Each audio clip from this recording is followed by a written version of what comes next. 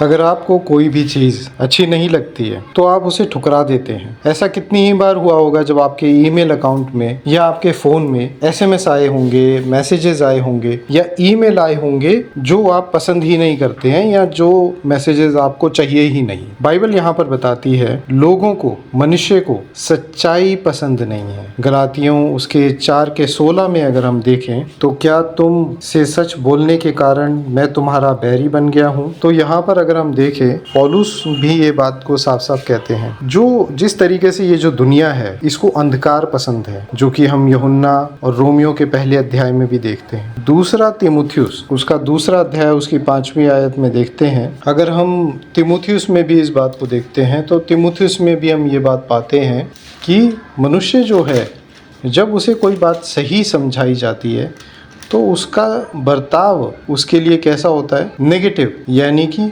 उसको वो क्रोध या फिर बुराई तरीके से जवाब देता है। अगर हम देखेंगे इजरायली लोग जो थे, इजरायली लोग जब उन्हें सच्चाई बताई गई या अगर हम उनके जीवन को देखेंगे, जब जब उन्होंने गुस्सा किया है या उन्होंने परमेश्वर के भविष्यद्वक्ताओं का खून किया है तो उन्होंने क्यों खून किया है उनका, क्यों उन्होंने भविष्यद्वक्ताओं को मार दिया? क्या उन भविष्यद्वक्ताओं ने उन्हें कोई झूठ कहा था इस वजह से उन्होंने मार दिया उनको, या फिर हम देखते हैं कि क्या उन्हें सच्चाई बताई गई थी तब उन्होंने उनकी हत्या कर दी? तो अगर हम इस तरीके से बाइबल को जब हम देखते हैं तो एक बात जो बाइबल कहती है हम लोगों से वो यही कहती है कि मनुष्य बुराई यानी अंधकार को पसंद करता है। इस वजह से जब आप बाइबल में देखते हैं तो क्या लिखा है, यीशु मसीह ने कहा अपने आप का इनकार करो। कौन है जो अपने आप का इनकार कर सकता है? जो इस सच्चाई को जान गया कि मुझ में, मैं इस तरीके का जो मेरा गहरा जो व्यक्तित्व है वो इस तरीके का है जो अंधकार को पसंद करता है और परमेश्वर के वचन से नफरत करता है। अगर कोई इस बात को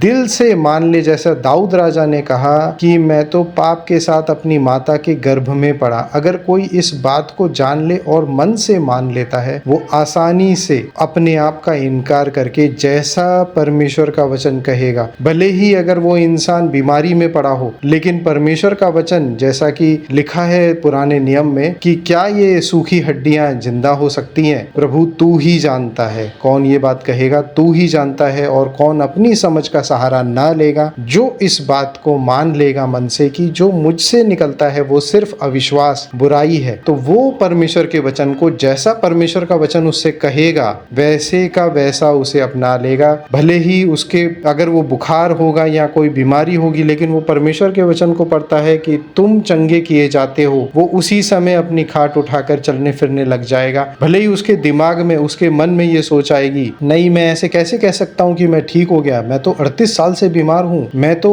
इतने समय से लंगड़ा हूँ, मैं कैसे चल फिर सकता हूँ, मैं कैसे कह सकता हूँ मैं देख फिर सकता हूँ, मैं कैसे इस इंसान पर विश्वास कर सकता हूँ?